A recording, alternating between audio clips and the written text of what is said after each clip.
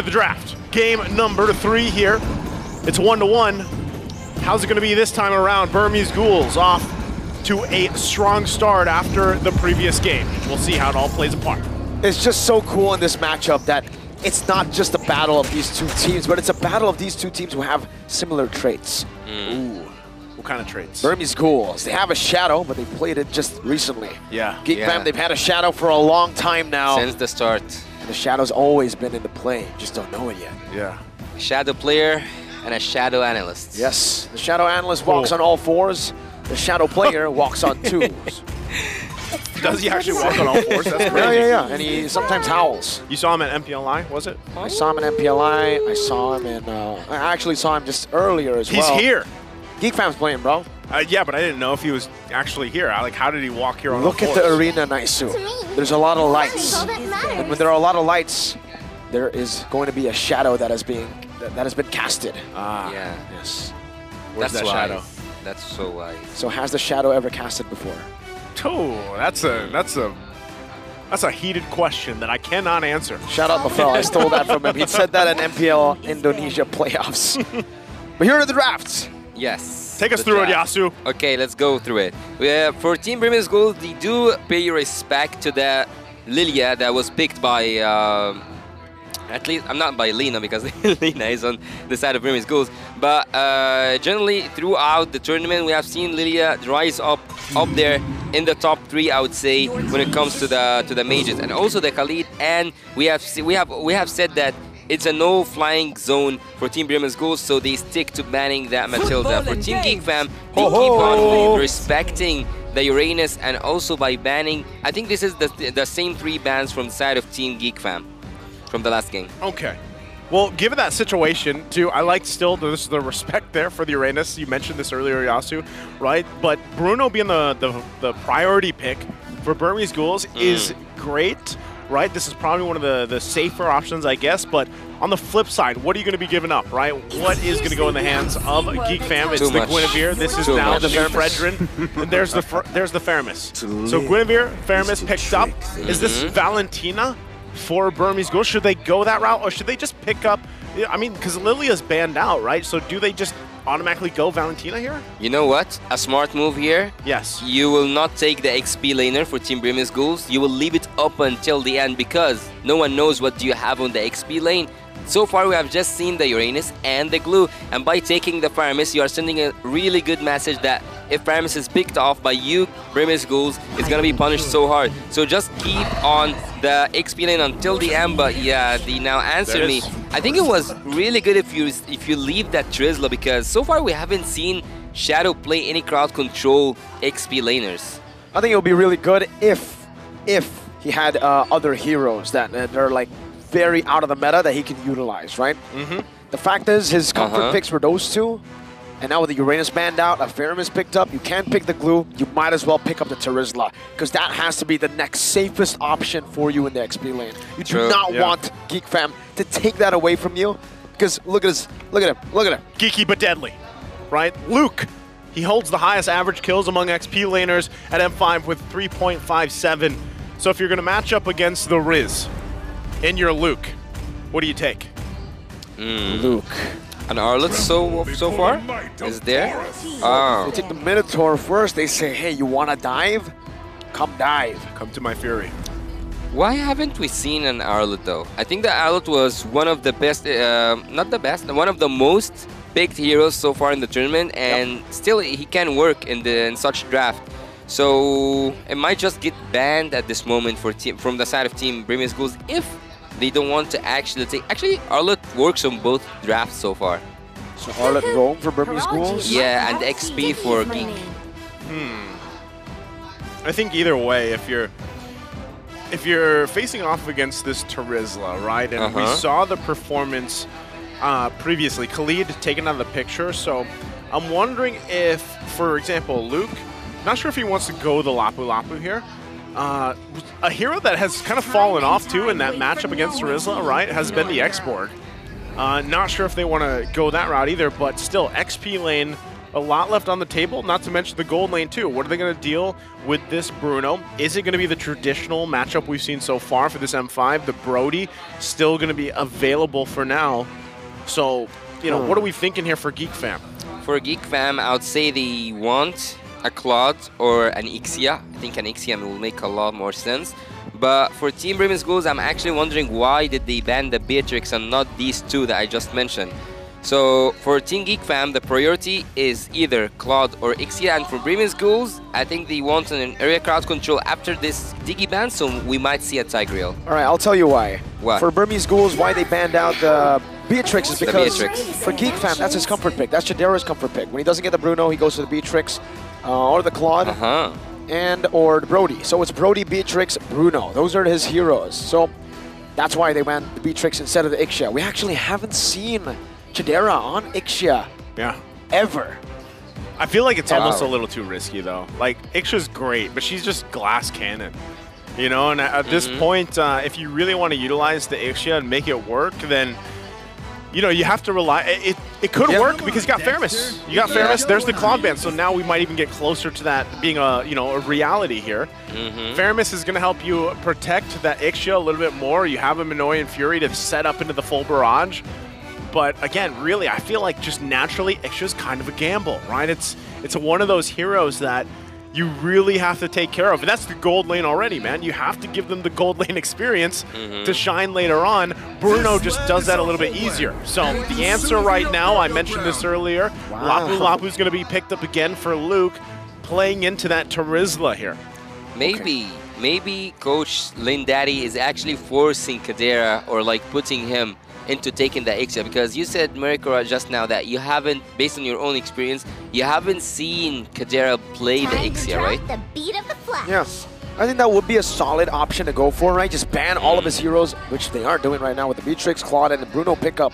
But I think it's more so to force the Brody out. The Brody will be punished by this comp a bit more than the Ixia, per se, right? I mean, technically, now with the Joy pick, both are pretty bad, right? Both can get countered here. The Ixia can get dove, the Brody can get stopped by the penalty zone, and Burmese Ghouls, they go for the Ruby. Ooh. They went with it again. It's a comfort pick. Might as well. It worked in Game 2. Let's try to make it work in Game 3. What's going to be the final pick, though? Safest choice, Irithyll. Irithyll, wow. Has to be, right? Yeah. Safest choice. We haven't seen her pop up too much. I've been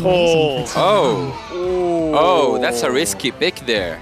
There's no Adet this time. Yeah, against the Joy. Yeah, against the Joy.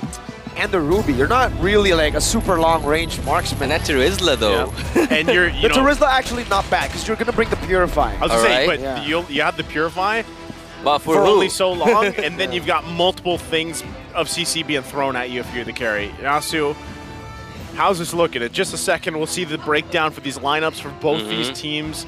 Things falling into place here. But so far, off the two drafts, how do you feel? Which one are you leaning more towards? I feel more comfortable in terms of the execution for the draft for Team Brim Schools, actually. Because they have the crowd control, the air crowd control. Not just that, they have the Bruno, the Snowball, all the game. And not just that, they have the Joy that has proven its worth all around the tournament, because not just the mobility, also because of the immunity, and not just that, they're trying beats. Reaching those backlines will be lethal at some point. Let's see. We'll find out. Once again, jumping into the land of dawn. It's game number 3 here. It's 1-1 between Burmese Ghouls and GEEK Fam. Interesting lineups once again coming to play. We'll see how they execute it this time around. Who gets the momentum built this time? Also, Marky for game number 3. Yes, it's still Guinevere, but a little more action-oriented this time around compared to the last 2 picks that he was drafting against a Joy who has been dominant so far throughout M5. Once again, things fall into place. And this is where it gets kind of concerning for the side of GEEK Fam. Why? Because they actually hesitated to pick up the Guinevere. In game number 2, Guinevere was wide open. They went for the Bruno instead. What does that say? That tells you that maybe Marky isn't too comfortable on this hero, right? It is him just finally, his very early stages of adjusting to the jungle. But wait a minute, in the mid lane, boy needs to be careful. Nico's just jumping in, boy. Still able to flicker out, but it's a flicker, burnt out. Let's see, what do you think? Is it hard to pull off Guinevere? I think, you know, Guinevere, in a way, especially in the jungle, is, you know, it takes a little finesse, I feel like, for the most part, right? Spatial migration is work. It is very strong. Violent Requiem, too. But, you know, for the most part, you've got to be able to find your own setups or follow-throughs.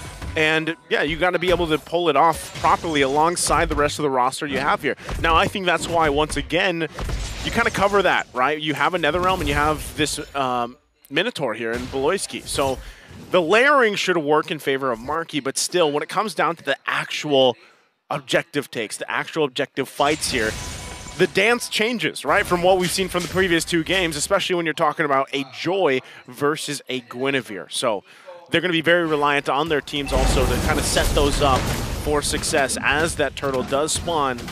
Both teams are working at these level 4s as soon as possible. Luke now has it, a boy just nearly there. But that's it. Marky just going to go for it. And it does seem like Burmese Goals don't want to contest at all. Marky finds it for free. Beloyski now needs to be careful. Minos Fury and a flicker to the back. Marky with a follow-up finds first a blood. Netherrealm going to be popped in by both Lina and a boy right now as Beloyski gets taken low, but still going to be able to survive for a bit until Shadow smacks him with a hammer. But now it's a spatial migration. Marky's 1 HP gets the damage done before he gets taken down, and BlinkX gets brought back in the end. 3 for 2. That was actually a really messy fight right there. I wouldn't say that any one of, like both of them actually won the fight 2-2, and also the turtle, even though I would say that Nico was forced to use his retribution just to get that purple buff. And speaking of Marky, actually, in a matter of 3 games, he have tried 3 different utility jungling heroes. At the first game, we have seen him on the Baxia, and then on the Akai, and now on the Guinevere. So it's a really huge challenge for Marky, and I actually don't know about the hesitation that you pulled off, that maybe he hesitated and taken that Guinevere earlier on, but let's see. Oh boy, gotta be careful. Flicker's out, but Nico electrifies him with the beats. Yeah, that's what's scary about it, right? The Joy is going to be picked up, and this is usually contested for a reason or banned out. The damage this early on, 3.5 minutes in, has to be respected already. And, you know, given the way that if you look at the previous game, Burmese Ghouls, they didn't get any of the turtles, right, in the previous one. But they were okay with that because they set things up to get to a point where then they could contest the Lords. And I feel like that might be a similar situation here. Nico. Battle for the purple. He steals it. Spatial migration canceled. Netherrealm giving him some HP. Oh, the pullback from BlinkX all the way to the turret. That actually ends up saving Marky as he found the angle to jump out with the clone, and GEEK fam get out. They get a win too. They stole away the purple buff. That purple buff being stolen and the levels going for the favor of Marky, but looking at the emblems a while ago, Bantina going for a really good approach when it comes to the penetration, and also the Bruno wanting to rely on himself when it comes to laning phase, taking that tanky approach and also buying the Has Claws as fast as possible. Hey. What happened? No, I'm just saying hey because it seems like Luke is saying hey to Shadow. Yep. Don't get too far across the lane. I'm gonna smack you. Just waving his swords around for now. Turtle going to be up though, so GEEK fam in position. Burmese Ghouls wants a response. A fight across the map. Up top, they wanted to go for the engage. A boy able to disengage from this one. BlinkX. Far. They don't have a flicker, man, and he is caught in the midst of it all. Don't run, Wolf King. Good one. Now they're in a penalty zone. On to 3. Locking him down for now, but Luke is able to bring out the Bravest Spider. A boy, 1 HP, now gets smacked down by Shadow. But it's a turn. It's an exchange. Chidera rotating from the top side, or the bottom lane, perhaps. Now, what? Just jumped to his demise. The Burmese Ghouls capitalize, and Stitch find a turret as well. Man, that response, just to go for the mid-turret, put the damage, Chidera comes up, finds his death, and now Nico also going to take the purple buff. So they didn't care about the turtle. Again, wait, they might just want to give it up. They might want to go for it too. Remember, Nico didn't use his retribution, but nah, it's going fine. to be bursted out. A bit too fast unless Shadow gets a cheeky steal. Oh, my goodness. If he would have got that. That was close, but Beloyski. Minions Fury, this time BlinkX. There's no way he escapes that. He's been escaping out of a lot of things. Luke, try to go for a flicker play. Didn't quite find Stitch there. All right, taking a quick look at the items here. Yasu, how's it looking? It's looking actually pretty good when it comes to Bruno and his farming. And also, he's not only farming in his lane, he's also now using the assist of the minions in the mid lane. In the top lane, Brimy Schools are taking a turret. On the bot lane as well, we can see the trade coming from GEEK fam, and Joy is not looking in a really good position here.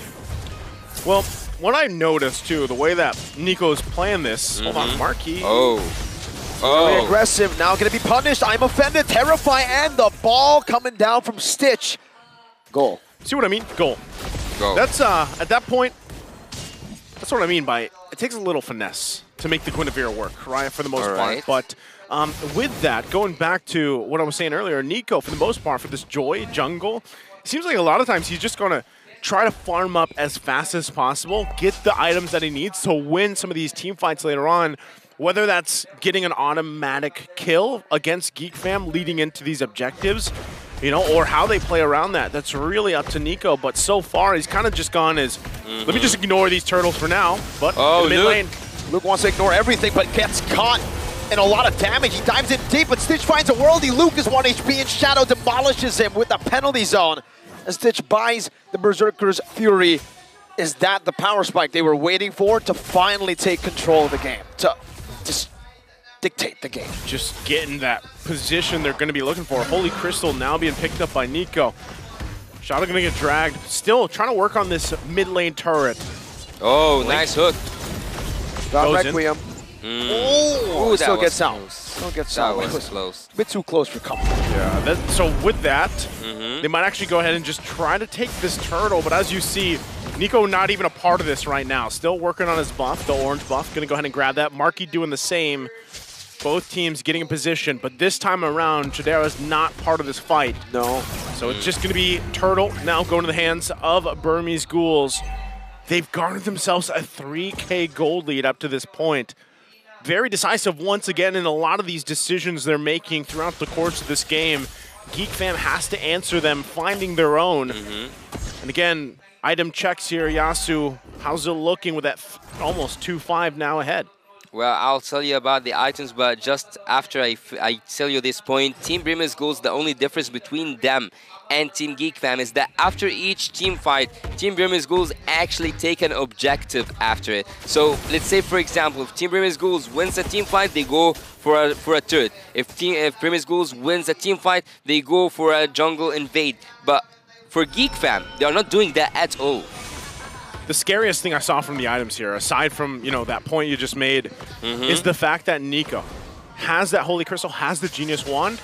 If he just causes havoc, reducing that magic resistance from GEEK fam, and then here comes Lena popping in with the Valentina, it's going to be quite a bit of damage to deal with for GEEK fam, and they're not necessarily where they need to be defensively yet. It's still early on, right? So as these team fights unfold, that's where you kind of have to rely on the kits of these heroes that you've drafted. Beloyski even taking quite a bit of harassment. Yes, he's going to be able to heal back up, motivational roar and everything else, but still, that's the plan for Burmese Ghouls as they go through this. Looking at the damage dealt, though, you can already see things once again favoring Burmese Ghouls. Stitch there on top. Team GEEK fam actually at this point, they are looking for a really perfect setup to find an opening for Chidera to go in, because it's so hard to set up for a hero like the carry. But looking here, Shadow is waiting. Penalty zone onto Chidera, still able to kite away, and he bursts him down. Shadow did that for the tier 2. Now, we'll see if that's going to be worth it here, as Burmese Ghouls were actually able to find another objective up top. So it ends up being completely worth it. 1 kill for 2 turrets. Yeah, macro level. Burmese Ghouls is just on point so far. With Shadow gone, though, for another 8 seconds or so, they're going to have to wait. Probably stall out the Lord the best they can against GEEK fam. Given the situation, Chidera still planting the bottom side, waiting there. Now Shadow going to make his way for this. We'll see. GEEK fam, once again, do they actually want to pull the go on this? Given the situation, being 3K down here, it is going to go ahead and reset. So neither team wants to commit just yet, unless Burmese Ghouls decides to give it a go. Still a lot of this too. Nico waiting patiently. Carries in the bottom lane. Beloyski gets pulled down with I'm offended. Marky now trying to run away, but he's get caught in the wall. And he falls. GEEK fam, were they trying to just concede it all the way from the start? The carry was shown, and they still look to try to contest, and Chidera doesn't get anything aside from the tier 1. Well, for GEEK fam, the only setup that was possible there is for for Beloyski to go in and use his ult, maybe with a flicker in, not out. But here, Good time Luke, defended. One more shot should do it. Nico. Worldy is bouncing all around. That is truly a Worldy from downtown. A half-court shot. Beloyski getting saved by that Nether Realm, but my goodness, Burmese Ghouls, they're outplaying GEEK fam. I say this is a different Burmese Ghouls from what we saw from the group stage. Wow.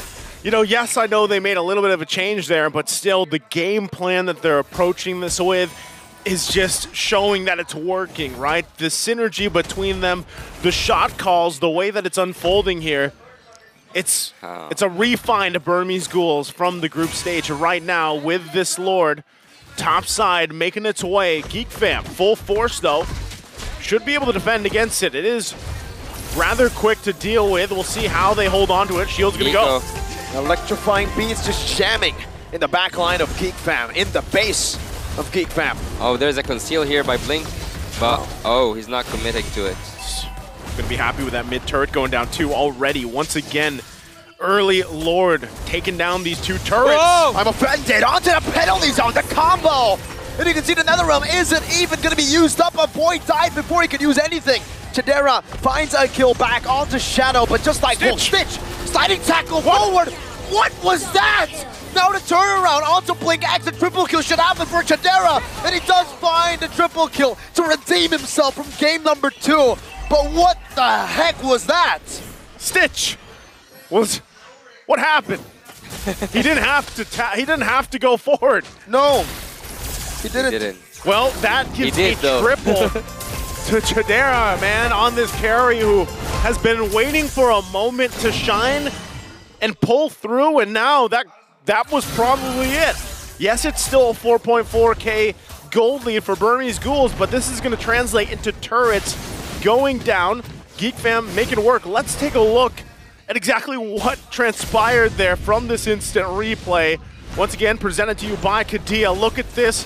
Pay attention. That's actually after he had slid forward. And then they just capitalize on it. Man, tough for Burmese Ghouls there going into the base. We talked about this even before in the series with a lead that they had, and it slipped through their fingers. If they continue to play like that, do those kind of mistakes, GEEK fam will punish them. Just really want to know if it was a misstep or it was like a conscious decision, right? Like, go for it. Maybe he got overcarried by the damage he can deal. And also Kadira, as I told you, he needs just one opening, and GEEK fam at this point, they are all about the counter engage and not about the initiation themselves. So Beloyski actually needs to respond whenever Shadow or Nico goes in and try to go for these risky gameplays. But now they are dancing with the Lord, and there's a possibility to contest. They just gotta give it up. Yeah, Marquis completely zoned away, pops into Valor Requiem in desperation. Beloyski gets a good knockup, but the penalty zone locks him down. It is Fury knocking a stitch up. Luke going in, the Purify's not there. Chidera! Into the back, able to find Stitch. Nico not popping the electrifying beats in time, and Blink X will lose his life. Run down by the legs of GEEK fam. A boy takes the kill, and GEEK fam, is this their ticket back? Again, very similar to what we were just talking about. GEEK fam knows how to punish here. Burmese Ghouls look like they should have won that fight. They did get the Lord. So right now, GEEK fam has to be on the defense, working around it. But down 2 members, what will this result in for Burmese Ghouls? GEEK fam still keeping it together here. Well, for a boy right now, once he got that Holy Crystal, now he can deal a decent amount of damage. He can use the groupings that Team Burmese Ghouls can actually do, but Kadira can also find his way through with this damage, with the true damage that he can deal to these tanky heroes. And if you look at Burmese Ghouls side, you will find Shadow, Blink, and not just that, Nico at some point cannot deal with the damage output that carry can actually do. Look at the damage dealt here. You will see that Stitch is sitting there on the top, but again, right now, when you look at Team Burmese Ghouls, they are not actually setting up anything for Stitch at this moment, and he got overcarried by his damage, and this is where you face the consequences of your actions. Team Burmese Ghouls, after being in the driver's seat, as we say, they are now afraid of the counter engage that Beloyski can pull off. Beloyski at this moment is the turning point for Team Geek Fam to get into the game, and not just that, to finish it all off. We'll see if they're able to do it. Once again, you saw the damage meters there. Burmese Ghouls doing an amazing job. Shadow also top there for the damage. Has been on point for a lot of these setups. So Geek Fam, you know, they've slowly whittled down that gold lead that was in favor of Burmese Ghouls. But here's the thing. The reality of it all, as that Flash of the Oasis is picked up by Beloyski, which will help them, they still have to manage this base. It's fully exposed, right? That's the advantage that Burmese Ghouls has right now as they wait patiently for this Lord to come up. Because at that point, they know, okay, Geek Fam, you got to respond to us. Either join us for the dance, manage your waves, manage the base, maybe possibly split them up. So, Burmese Ghouls, even given that situation, if they get displaced themselves, if they get set up upon, are not able to deal with their Netherrealm, the Noyan Fury, that type of setup potential, they could lose another fight, which would just heavily swing things in favor of Geek Fam if they secure this Lord in 10 seconds. And speaking of that possibility, actually for Geek Fam, if they win one more fight, it's actually enough for them to finish the game, because having the minions in this period of time, like 17 minutes into the game, you can actually tunnel through any lane that you choose, and you have an advantage into. They're gonna go for it here, Geek Fam. They've got the information. Oh, Shadow! Marty's gonna be on the way. Beloyski jumps into the midst of it all with the Minions Fury, but is unable to find much. Now the rest of the team caught in the eye, offended. Blink X finds a big play, but now Chidera's free hitting in the back. Nico jumps in with the Electron fighting beats. Marky gonna lose his slide as he pops in the Violent Requiem in desperation. Chidera terrified and taken down. The Burmese Ghouls come alive once again in the 17th minute of the game. A boy and Luke are going to be alive here. Burmese Ghouls, though, alongside the Lord, are going to run it down mid. All the way, they're looking to end game number 2. Luke with a desperate flicker forward, not even taking Lina down. That's a killing spree for Stitch and Nico as they take us to match point for the Burmese Ghouls. The Burmese Ghouls once again come out swinging, won't let it slip through the hands this time as they get to match point against Geek Fam here with another decisive match against the team from Indonesia.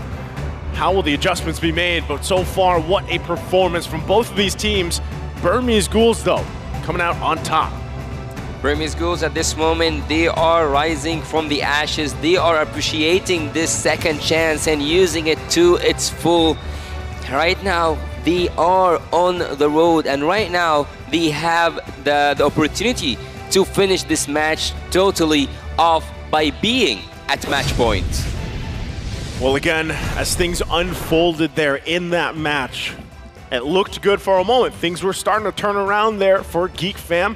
They could have possibly flipped the script once again, but the roster, the lineup that was initiated here from Burmese Ghouls, they knew the game plan, they executed it well, and they kept it together. Again, learning from the mistake from the previous game in the series where they had a similar lead and it slipped out of their hands, right? So again, they refined that gameplay. They were able to keep it together and end the game to take it to the match point. Now for the MVP here, it's got to be Lina right there. Again, amazing performances so far throughout the series as he struts his stuff. Again, this time around on the Valentina, 1-0-15. Wow. This guy does not die. No, he doesn't. Game 2, he had 0 deaths as well. This guy is unkillable. The unkillable Lina. The unkillable Lina. Unkillable Lina. Well, he had a 7-0-11 if I'm not mistaken, and now he have a 1-0-15. And as I told you, he's going for a very good approach when it comes to damage. Either you are speaking about the emblem or even the in-game equipment. And when we go right now to the highlights, you will see the amount of damage he dealt, and also when we go to the statistics, and yet you will see that he got the assist, but that doesn't matter. What matters is that his team finished the job for him. And here Geek Fam were actually from the beginning doing really great, but Blink at some point always finds his way through to trigger this I am offended and take everyone into his hands and make everything flip around. But Shadow seems to be the Joker player that Team Burmese Ghouls needs to just flip things around, and he have proven that he's not a two-picks wonder. He have proven that he is worthy of being. Oh, this was the last ball from the Bruno, but I will go back to my point. Shadow have proved that he can actually play a lot of XP laners, so a lot of teams right now have to take care of Shadow and not just the Brimmy Ghouls. Brimmy Ghouls at this point had an opportunity to finish because Stitch made a mistake. He got overcarried by the damage he can deal, and he actually he gave a lot to Kadera that he cannot, and you say bite more than he can chew, right? Yeah, bite more than he can chew, yep. So he actually did that at this point, and Team Brimmy Ghouls have faced a lot of consequences out of it, and we have seen together how much Kadera can deal damage at this point. But Team Brimmy Ghouls, once again, they come back on top, they come back into the game, and they take it all the way through, dealing all the damage needed, and not just that, having the perfect positioning at the perfect timing, also the perfect execution. The thing that really stuck out for me here too, and Mirko was the one that even asked this earlier on in the game, was, you know, the Guinevere, right? How does that fall into place here? Marky in general, right, from what we've seen for the previous 2 games, was more towards that utility, right? Sure. And it allows you to kind of pay attention to these objectives, roll around that. You're not so susceptible to getting picked off and, you know, being bursted down. But, you know, this time it was a little bit hard for GEEK Fam to execute because of the fact that Marky wasn't able to find some of these setups that we see from, you know, Guinevere typically, right? So then it had to rely on whether that was Beloyski, whether it was a boy trying to keep them alive with the Netherrealm. It just didn't fall into place for them. The answer this time, though, from Burmese Ghouls has been very consistent throughout the series. Who, MVP, Lina is part of that. Nico, a lot of times, like I said, early on, they didn't care too much about the turtles. They wanted to just farm up as fast as possible. Those item interactions, right? The Genius Wand, alongside the fact that Lina built that burst damage really quickly. He had the Clock of Destiny, Lightning Tranche into the Holy Crystal, Divine Glaive, just allowed them to overload the magic-reduced defense of GEEK Fam in a lot of these fights. Well, also, back in Myanmar, Team Brimmy Ghouls were, and specifically Nico, played 4 junglers only, a utility junglers, and in this tournament here at the M5 World Championship stage, he have pulled off the Nolan, and not just that, also the Joy, and both of them he have executed them with really, I would say, in a perfect way. So looking here at the damage dealt by both teams, Stitch at some point, as I told you, he was dealing a lot of damage, but here comes Kadera, and he comes back into the game. Maybe I would say 10 minutes into the game, Kadera was able to deal a decent amount of damage. A boy also got some penetration items, and he was able to deal some damage, but he wasn't, I would